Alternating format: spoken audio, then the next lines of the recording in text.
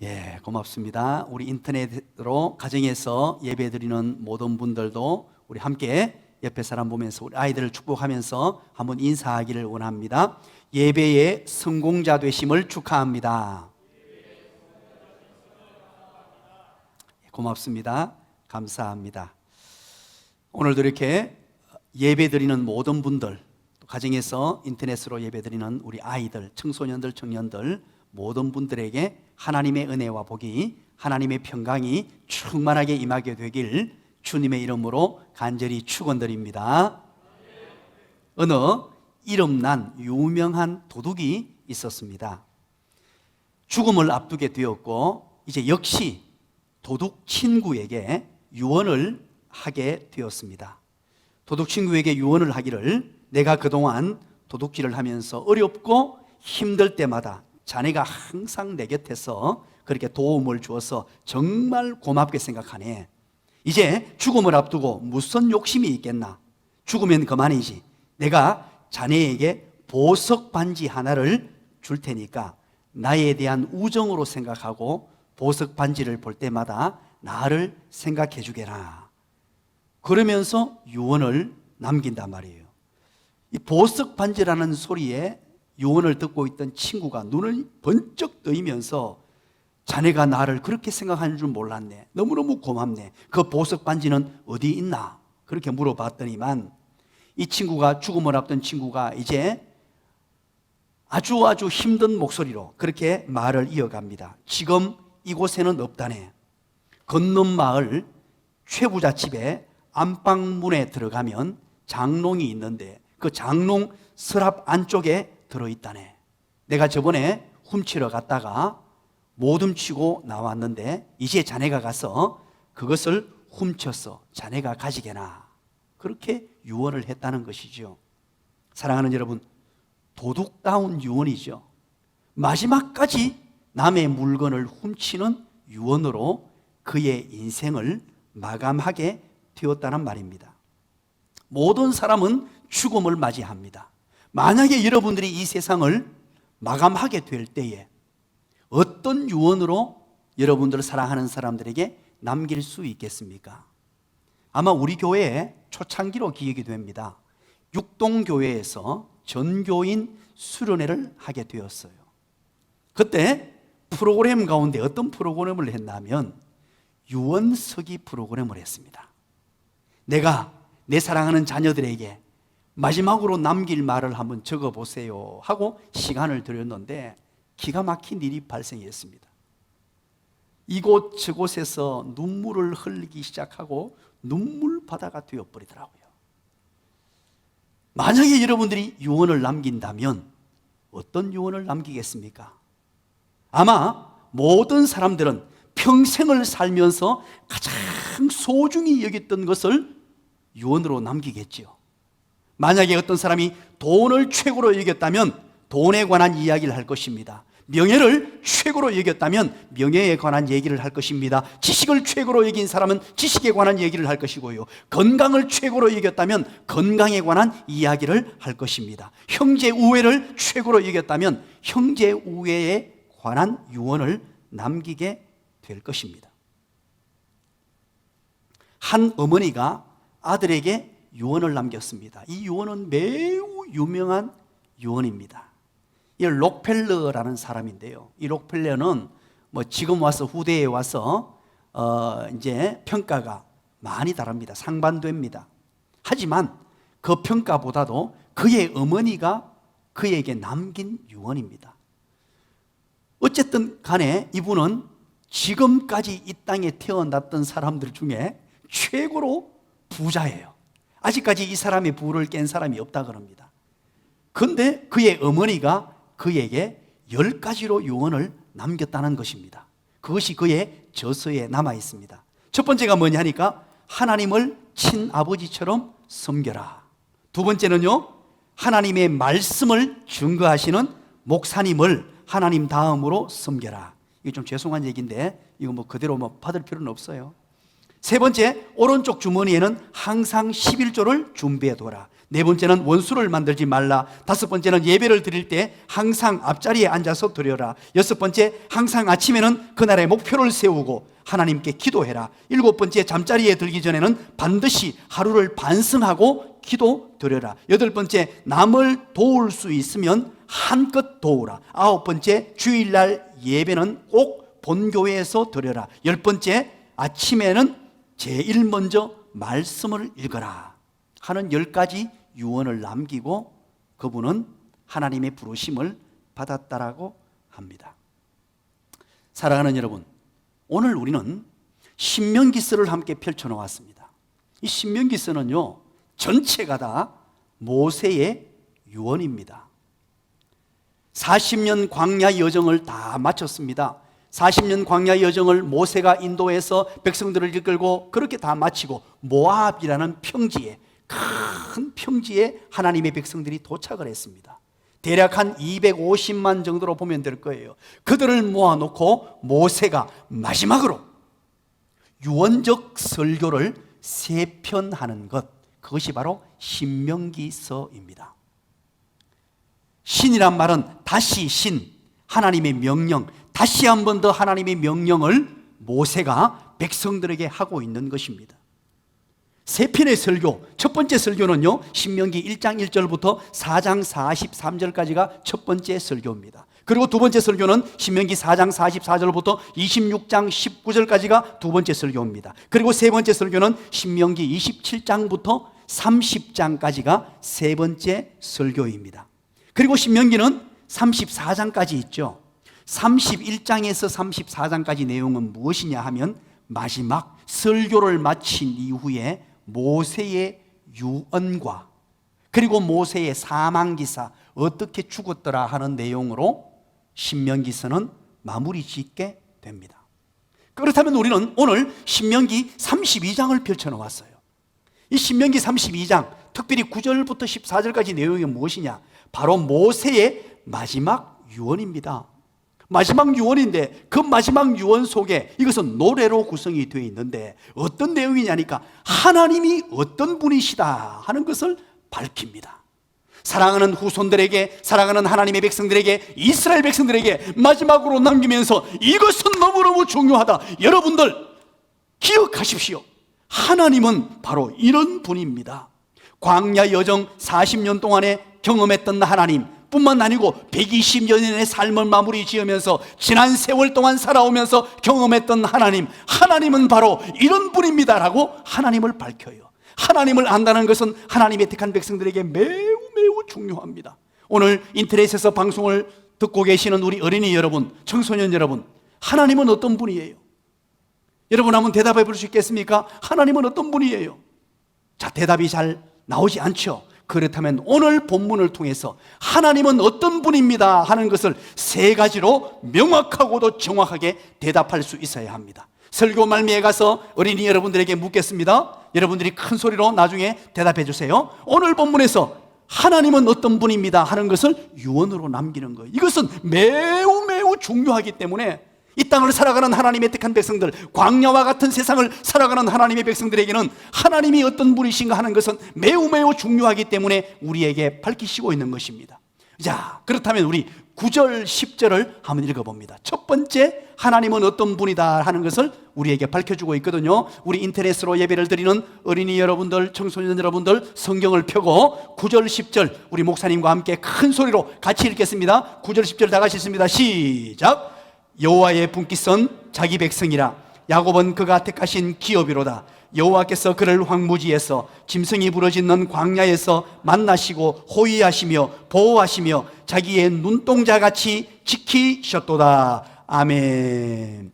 하나님은 어떤 하나님이라고 밝히고 있냐면 하나님은 하나님의 백성을, 하나님의 백성인 우리를 호위하시며 보호해 주시는 분이다 라고 밝히고 있습니다. 기가 막힌 표현입니다. 하나님은 우리를 호위해 주시고 보호해 주시는 분이라고 밝힙니다. 이야, 기가 막히죠? 여기에서 호위한다라는 단어를 써요. 하나님은 하나님의 백성들을 호위하신다라고 그렇게 기록하는데 이 호위하시며라는 히브리어는요, 예소 베벤너후라는 단어를 써요. 예소 베벤너후. 이것은 그의 주의를 두르다, 그를 포위하다라는 뜻인데, 이것은 하나님께서 이스라엘 백성들을 지키시기 위해서 그들을 빈틈없이 에워싼 상태를 말해요. 하나님의 백성을 지키기 위해서 하나님의 백성들을 에워싼 상태, 하나님이 보내신 천군 천사를 통해서 하나님의 백성들을 에워싼 상태를 묘사하는 단어가 바로 예소 베벤더후라는 단어예요. 하나님께서는 하나님의 백성들을 호위하시는데, 이 호위한다는 말은 영어로 말하면 뭐겠습니까? 자, 오늘 예배를 드리시는 분들, 여러분들을 호위해주고 까만 옷 입고 까만 안경 끼고 차 뒤에서 차 앞에서 쫙 다니면서 막 이렇게 호위하는 사람들을 뭐라 그럽니까? 큰 소리로, 우리 어린이들 큰 소리로 시작! 보디가드라고 하잖아요. 하나님께서 우리를 호위해 주시는데 보디가드가 되어 주시겠다, 그런 하나님이시다, 우리에게 말씀하시는 거예요. 1992년도에 제가 군 생활을 할 때입니다. 24살 되던 해에 군 입대를 하게 되고 군 생활을 했는데 3군 사령부에서 군 생활을 하게 됩니다. 그리고 92년도에 대통령 선거가 있었습니다. 그때 당선되신 분이 바로 김영삼 전 대통령이세요. 대통령이 당선되고 이제 군사령부, 1군 사령부는 강원도, 2군 사령부는 대구, 3군 사령부는 경기도 용인에 있죠. 크게 그때 당시는 군대가 1, 2, 3군으로 구성이 되어 있었는데 제가 3군 사령부에 있었기 때문에 대통령으로 당선되고 취임된 이후에 바로 군대를 방문하셨어요, 대통령이. 군사령부에 방문한다는 소식이 딱 전달되고 부대에 비상이 걸려버렸습니다. 저는 그때 군종병이었기 때문에 교회에 있었습니다. 그런데 교회 입구에 헌병들이 쫙 깔리고 공병대대 군인들이 왔어요. 그리고는 교회 옆길에다가 땅굴을 파더라고요. 이걸 뭘 하냐, 도대체 왜 땅굴을 왜 파냐, 가만히 있는 땅을 봤더니만 거기 땅굴을 다 파고는요, 그 속에 헌병들이 전부 중무장을 하고 들어가서 숨더라고요. 그런데 교회 앞만 그런 게 아니고 전 부대 3군 사령부가 굉장히 넓어요. 그 넓은 곳에 구석구석에 모든 헌병들이 숨어서 탄화를 장전하고 호위하는 거예요. 대통령 한 분이 온다고 전 부대가 비상이 걸렸습니다. 그리고 드디어 대통령이 왔습니다. 왔는데요, 교회에 안 왔을까요? 안 왔을까요? 그렇게 준비하고 저는 혹시나 오면은 인사드리려고 준비하고 있었습니다. 그런데 군사령부 영내 자기 개인 전용 헬기를 타고 잠깐 왔다가 10분도 있지 않고 돌아가 버렸어요. 그 모습을 보면서 오늘 본문이 연상되었어요. 하나님은 대통령 한 사람을 호위하는 것보다 다 철저하게, 철두철미하게 하나님이 호위해 주시는 분, 누구를요? 하나님의 택한 백성을. 오늘 모세는 자기가 이 땅을 살아가면서 120년 동안, 그리고 40여 년의 광야 생활을 거치면서 경험하고 체험했던 하나님이 하나님의 백성을, 나를 호위해 주시는 분이다, 그렇게 말하는 거예요. 그러면서 또다시 뭐라 그럽니까? 호위하시며, 그 다음 단어가 뭡니까? 보호하시며 라고 말합니다. 이 호위라는 말과 조금 비슷한 단어예요. 호위하시며 또 보호하신다라고 말하는데, 보호하는 방법을 얘기합니다. 보호를 하나님이 어떻게 하느냐 하는 그런 구체적인 내용이 기록되어 있는데 그 뒷 내용입니다. 한번 읽어볼까요? 시작. 자기의 눈동자같이 지키셨도다. 하나님이 하나님의 백성들을 보호하는데요, 모세는 이렇게 표현을 씁니다. 자기의 눈동자같이 지키시며 보호해 주신다라고 말합니다. 여기에 눈이 등장합니다. 여러분, 눈을 한번 생각해 보시기 바랍니다. 우리 몸 가운데, 우리 몸은 여러 것으로 구성이 되어 있어요. 이 가운데 저는 개인적으로 그렇게 생각합니다. 몸을 100%라고 100이라고 말하면 눈은 70% 이상이라고 저는 생각을 해요. 눈이 얼마나 중요합니까? 그래서 하나님께서 눈을 만드시고 나의 눈동자, 이 눈알을 보호하시기 위해서 하나님이 우리를 어떻게 만들어 놓은지 보십시오. 여러분 보세요. 눈을 두는 자리가 어딥니까? 두개골을 하나 만드셨어요. 이 두개골은요 아주 강력합니다. 단단한 두개골을 하나님이 만드시고 그 두개골 가운데서도 두개골 가운데 두 구멍을 하나 뚫었어요. 두개골 가운데 구멍을 열고 그 속에다가 눈을 숨겨두셨습니다. 왜냐하니까 눈동자, 눈알을 보호하기 위해서 그렇다는 말이에요. 그런데 여러분 보세요. 거기에다가 또 눈꺼풀을 만들어가지고요, 눈꺼풀로 이것을 다 덮어놓았습니다. 조금만 어려움이 있으면요, 뭔가 하나 웽 지나가도 어떻게 됩니까? 자동으로 눈이 감겨요. 왜 눈이 감깁니까? 1번 눈알을 보호하려고, 2번 눈동자를 보호하려고, 3번 모르겠다, 눈동자를 보호하려고 그렇게 해놓은 거예요. 기가 막히죠? 그런데 여러분 눈썹을 한번 보시기 바랍니다. 제 눈썹이 굉장히 새카맣습니다. 여기 위에 눈썹이 있죠. 그리고 또 눈썹이 또 어디 있습니까? 속눈썹이 있어요. 만약에 여러분 하나님이 눈썹을 안 만들어 주셨으면 어떻게 하겠습니까? 비가 와서 비가 줄줄줄 흘러내리면 어떻게 돼요? 눈 속으로 물이 다 들어갑니다. 1차적으로 비가 왔을 때 이게 눈동자 속으로 물이 들어가는 것을 1차로 막아줘요. 또 2차 눈썹, 속눈썹이 있습니다. 바람이 불거나 무슨 문제가 생기면 이것을 다 차단시켜 주도록 눈동자를 보호하기 위해서 이렇게 만들어 놓았어요. 혹시 이물질이 들어갔습니다. 그럼 어떻게 된 줄 아십니까? 이물질이 들어가면요, 눈물샘에서 눈물이 나와요. 눈물이 나와서 이 이물질을 눈물로 밖으로 배출시켜냅니다. 그리고 눈 안에 이물질을 소독시켜줍니다. 눈물이요. 안 놀라네요? 기가 막히지 않습니까? 그런데다가 여러분 보세요. 보이지 않는 눈 속에 하수도까지 만들어 놓았어요. 눈물이 날 때 눈물 나는 것을 그냥 하수도로, 지금도 계속 눈물샘이 자극돼서 눈물이 나요. 그래서 눈가는 늘 눈 속은 촉촉합니다. 이 눈물이 다 어디로 갑니까? 하수구를 통해서 다 빠져나가도록 그렇게 만들어 놓았습니다. 오늘 이 본문의 표현은요, 눈을 하나님께서 너무너무 소중히 다루시는 건데 왜 눈동자처럼 보호하신다라는 표현을 썼을까? 이 표현은요, 이런 뜻이에요. 따라서 합니다. 완전 무결하게 보호해 주신다. 바로 그 뜻이에요. 하나님께서 하나님의 백성을 호위해 주시고, 호위해 주실 뿐만 아니고 완전 무결하게 보호해 주시는 분이라는 거예요.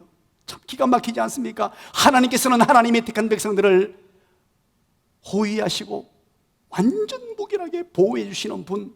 이것은 모세가 120여 년을 살면서 하나님을 가장 잘 섬기는 위치에서 그렇게 살아오면서 지난 삶을 돌아보면서 이스라엘 백성들을 모아두고 이스라엘 백성들에게 마지막 유언으로 말하기를, 여러분들의 삶이 어려움이 많을 것입니다. 힘든 삶이 많을 것입니다. 광야 여정을 걸어왔듯이 가나안 땅에 들어가서도 힘든 여정이 주어질 것입니다. 그럼에도 불구하고 여러분들 안심하십시오. 여러분들 기억하십시오. 왜? 이유가 뭐냐? 하나님이 지금까지 호위해 주셨고 우리의 눈동자처럼 지켜주시고 보호해 주셨기 때문임을 믿으시기를 간절히 축원합니다. 바로 그 하나님임을 오늘 우리에게 말씀해 줍니다. 우리는 코로나19로 인해서 때로는 너무너무 힘든 여정을 걷고 있습니다. 어떤 분들은 우울증 걸리겠다는 사람도 있어요.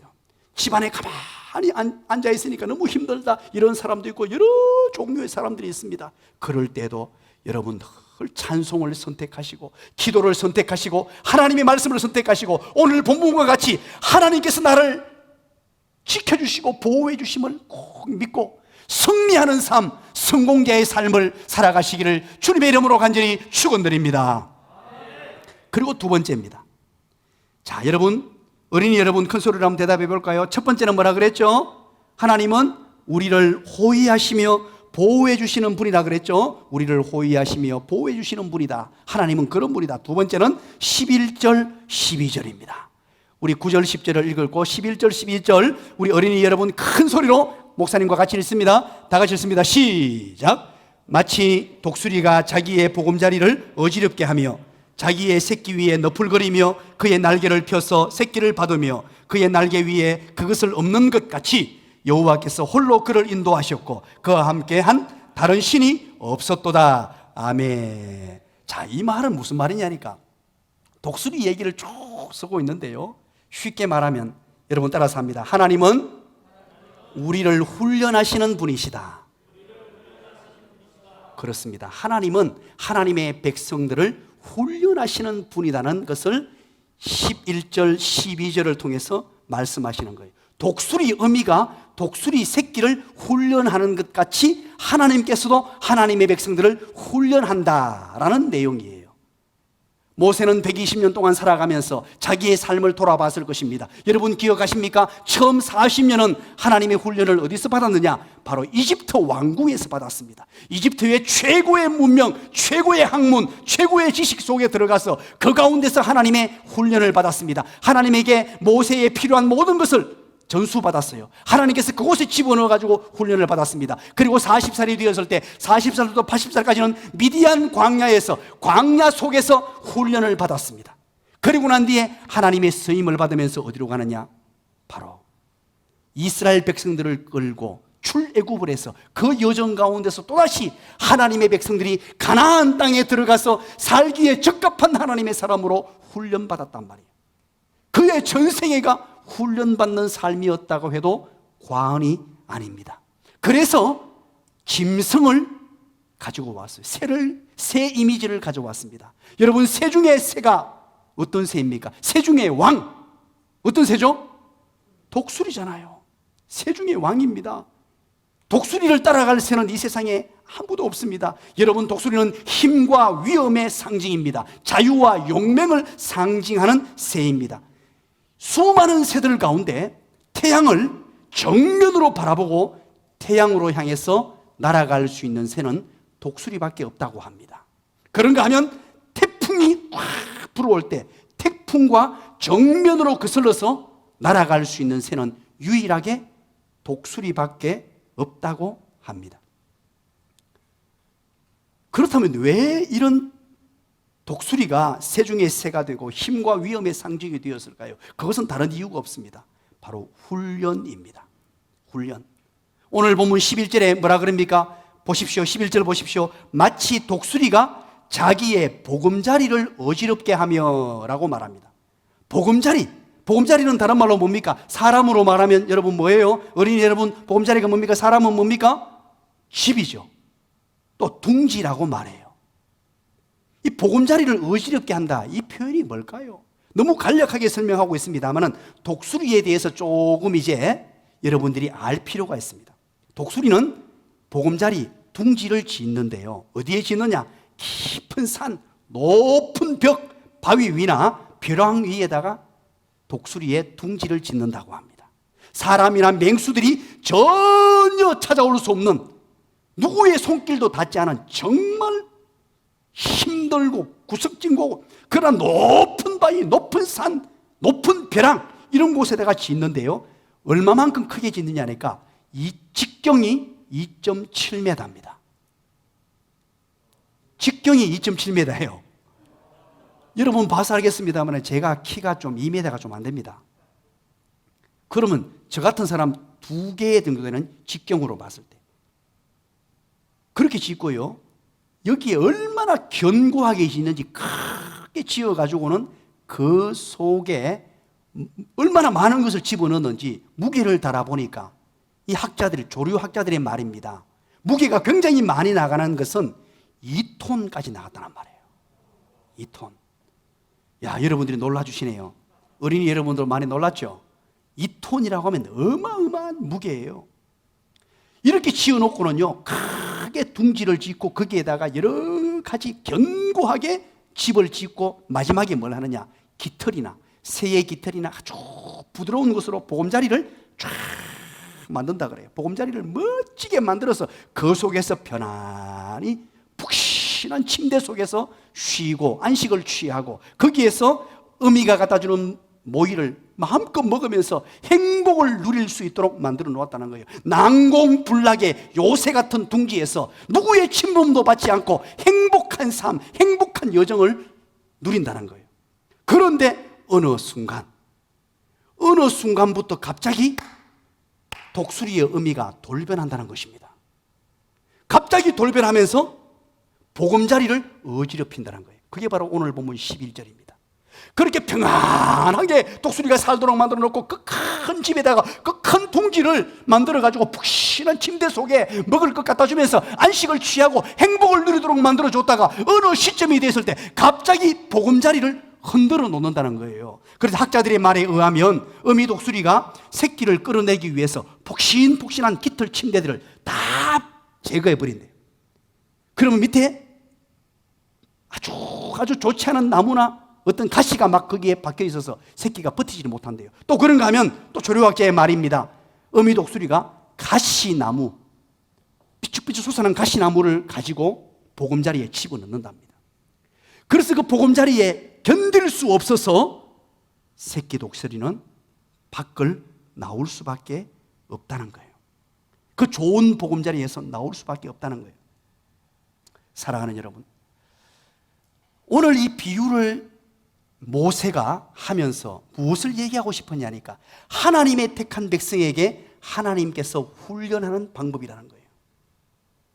독수리와 같은 하나님의 백성들에게 때로는 안식을 주시고 좋은 보금자리를 주셨다가 갑자기 삶의 보금자리를 흔들어 놓습니다. 그래서 어떤 사람은 건강에 이상이 생깁니다. 어떤 사람은 사업이 무너집니다. 어떤 사람은 부부간에 심각한 문제가 생깁니다. 인간관계가 무너집니다. 자녀에게 문제가 생깁니다. 직장에 문제가 생깁니다. 이런 모든 일이 발생할 때 바로 하나님께서 우리의 보금자리를 어지럽히고 있는 순간입니다. 이때 여러분 기억하십시오. 하나님이 여러분에게 몹시 가까이 와 계신다는 뜻이에요.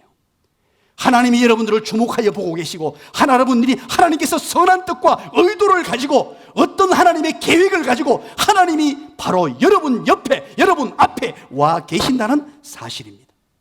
그런데 여기에서 그치는 게 아니에요. 그 다음을 볼까요? 그 다음에 보금자리를 어지럽게 하며 그리고 그 뒤에 보십시오. 자기의 새끼 위에 너풀거리며 그의 날개를 펴서 새끼를 받으며 이렇게 말합니다. 이 표현을 이렇게 해놓았는데 이게 무슨 말이냐면요, 이제 보금자리에 있을 수 없습니다. 있을 수 없어서 밖을 나왔습니다. 밖을 나오면 이 독수리가 새끼를 날개 위에 얹고 쫙 높은 하늘 창공으로 올라갑니다. 높은 하늘 창공으로 올라가서 어떻게 하느냐, 새끼를 떨어뜨려 버립니다. 떨어뜨려 버리면 독수리는 살겠다고 막 발부둥 치면서 살려달라고 나 죽는다라고 비명을 지릅니다. 바로 그 뜻이에요. 그런데 마지막에 뭐라 그럽니까? 바닥에 떨어지기 전에 새끼를 받아줍니다. 그렇게 또다시 올라갑니다. 또다시 올라가서 또 던져버립니다. 또 살려달라고 비명을 지릅니다. 여러분 한번 생각해 보시기 바랍니다. 독수리 새끼가 어떻게 쓰깁니까? 갑자기 우리 엄마가 왜 저러지? 우리 엄마가 나에게 왜 저러지? 우리 엄마가 계모였나? 하고는 마음에 힘듦을 가지고 살려달라고 발부둥을 칩니다. 바로 이것은 반복되는 시련으로 우리에게 다가온단 말이에요. 반복되는 시련. 지금쯤 하면 하나님의 은혜와 복을 경험하고 지금쯤 이 고난이 끝나면 다 된 줄 알았는데 또다시 같은 것을 반복한단 말이에요. 또 다른 반복. 가정의 어려운 문제, 직장의 어려운 문제, 사업장의 문제, 이 문제가 끊임없이 내게 찾아오는 이유 도대체 뭘까요? 우리 하나님께서는 우리 하나님의 백성들을 이렇게 그릇으로 깨끗한 그릇으로 만들어서 사용하시길 원하시는데 때로는 그릇이 녹슬어 있으면요 사용될 수 없어요. 그릇에 구멍이 생겼으면 그 그릇은 온전히 사용될 수 없어요. 그래서 녹선 부분을 제거하고 구멍난 부분을 막아가시는 작업이에요. 어떤 데는 열심히 기도했습니다. 어떤 데는 1년, 2년간 기도해도 때로는 기도 응답이 이루어지지 않는 부분이 있습니다. 하나님이 적시 고쳐주실 것 같은데 그러지 않는 부분들이 있습니다. 하나님이 왜 이렇게 하실까요? 하나님의 능력이 없어서 그렇게 하실까요? 아닙니다. 반복해서 떨어뜨리는 훈련을 통하여 궁극적인 목적이 무엇이냐? 바로 믿음의 날개를 만드는 작업이에요.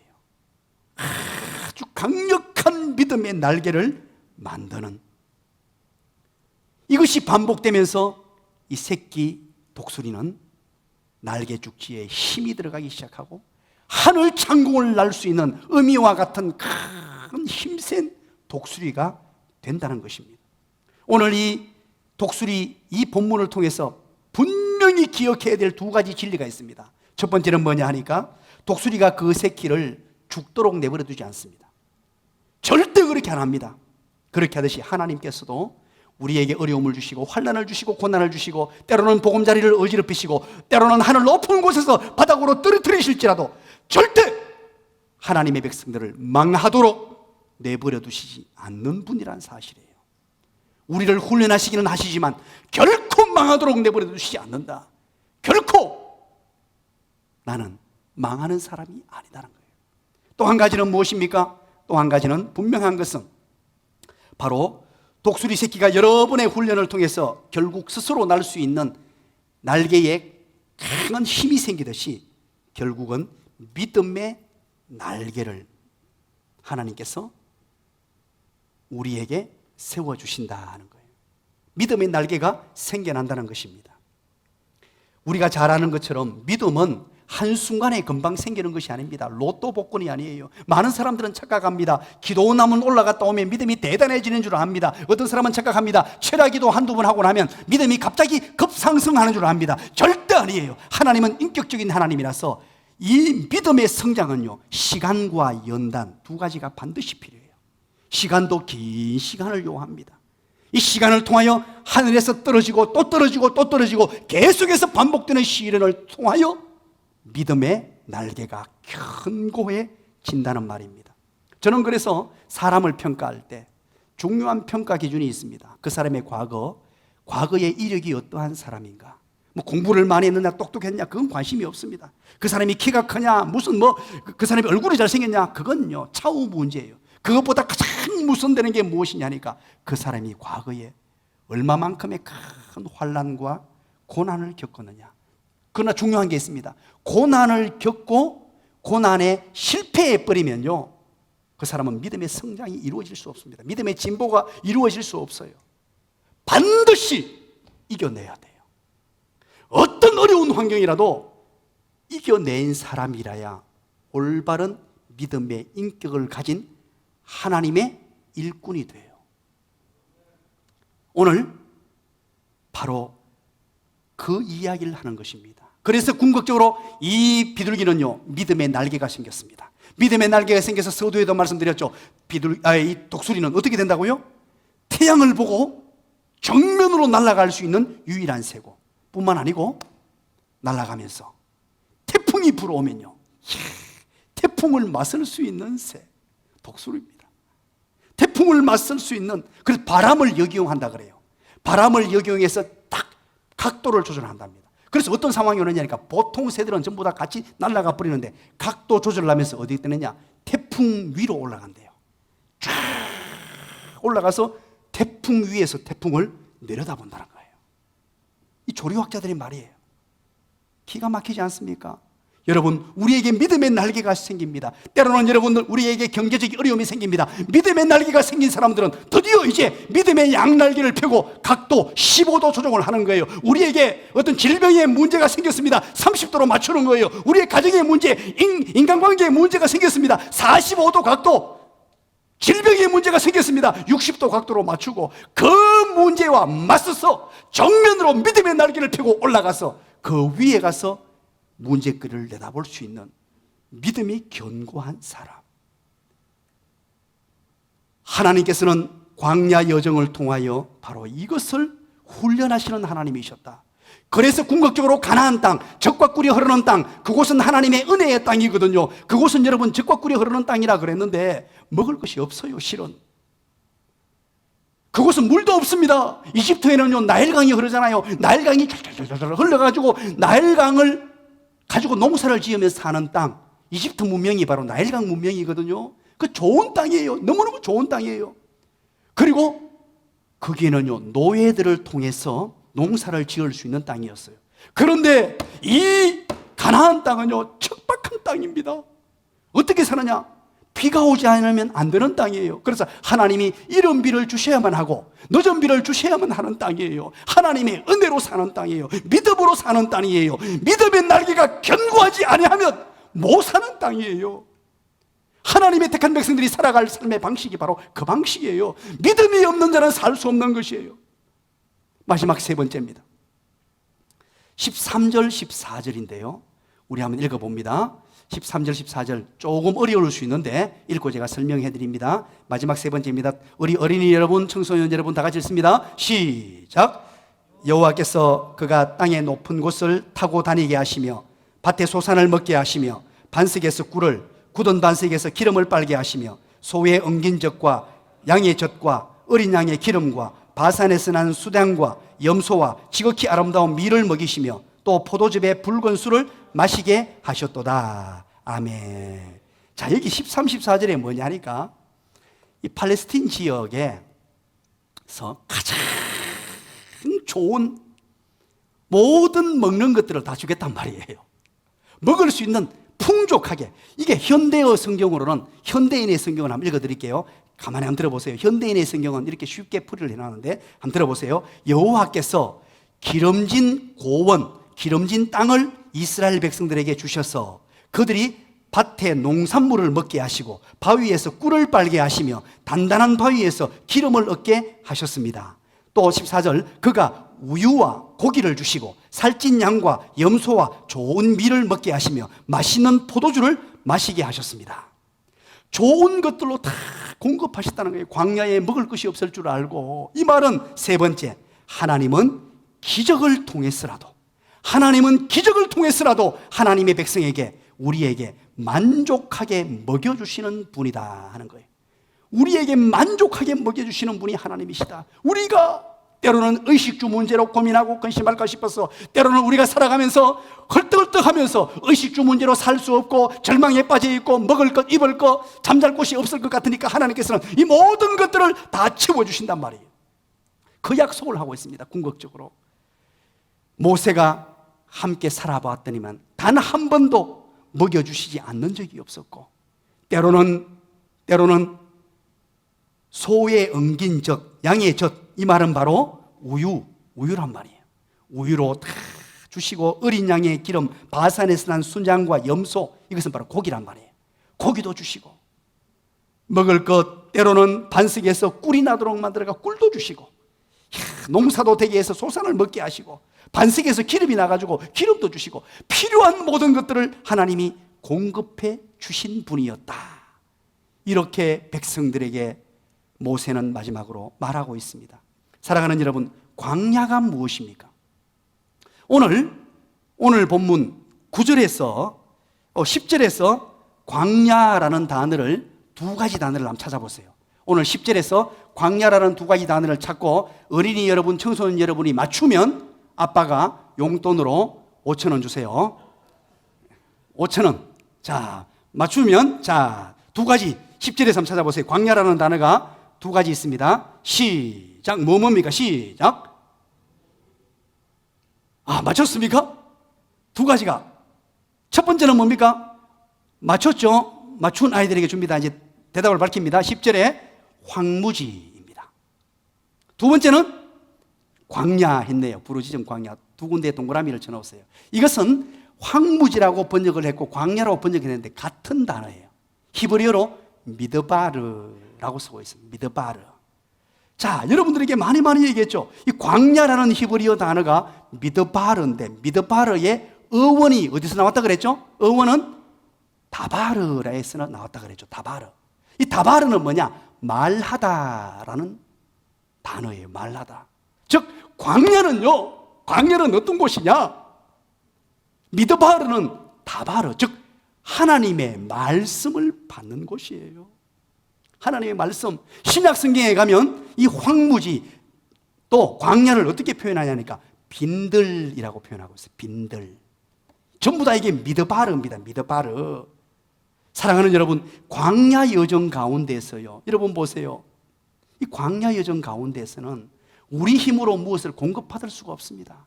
우리 노력으로. 왜? 비가 와야 농사를 짓죠. 뭔가 소득을 할 수 있는, 소득을 얻을 수 있는 그런 구조가 아닙니다. 그래서 반드시 이곳은 하나님께서 이런 비를 주셔야 되고 늦은 비를 주셔야 되고, 바꾸고 말하면 하나님이 이적을 베풀어 주셔야 돼요. 하나님의 은혜가 임하여야 되는 곳이에요.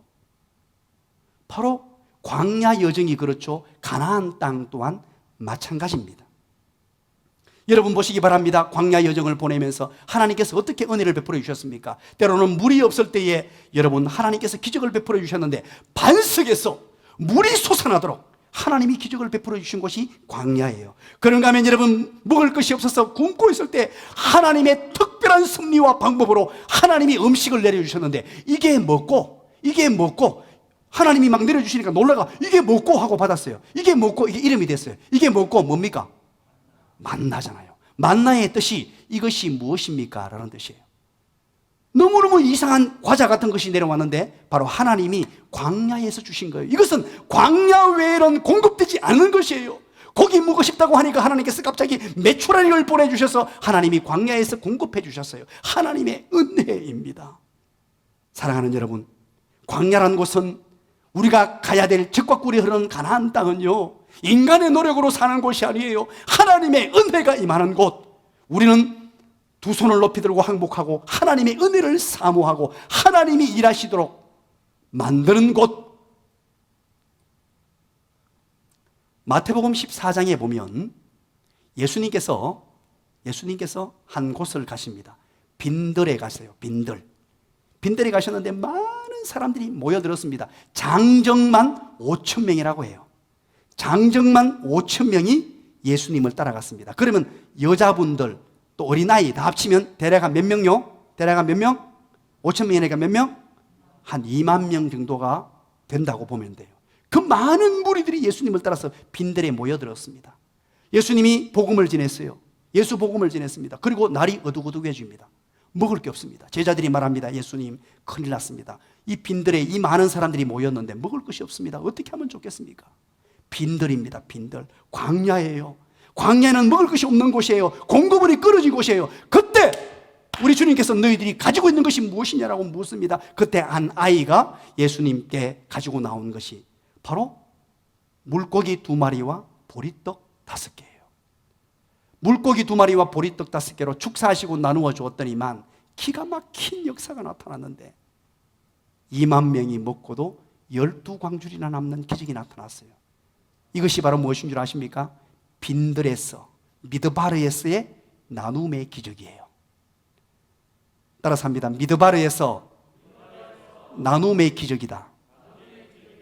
만약에 여러분 그 2만 명이 받아가지고 먹지 않고 또 나눠줬으면 어떻게 됐을까요? 저는 이 참 호기심이 많아가지고 이런 생각도 많이 해봤어요. 2만 명이 먹지 않고 나눠줘 버렸으면요, 이거 난리가 났어요. 2만 명이 그 자리에서 먹어버리고 나니까 12광주리가 남았지. 그 자리에 모이는 2만 명이 또 나눠주고 또 나눠주고 빈들에서 또 다른 곳으로 나눠줬다면 이 나눔의 기적이라는 것은요, 기가 막힌 상상할 수도 없는 어마어마한 하나님의 택한 백성들의 삶의 방식입니다. 미드바레에서 하나님의 은혜가 공급되면 바로 나눔입니다. 플로잉, 흐름이에요. 흐름. 우리 그리스도인의 삶의 원칙입니다. 하나님이 주신 은혜를 플로잉하는, 흘러보내는 하나님의 사람들. 기도하겠습니다.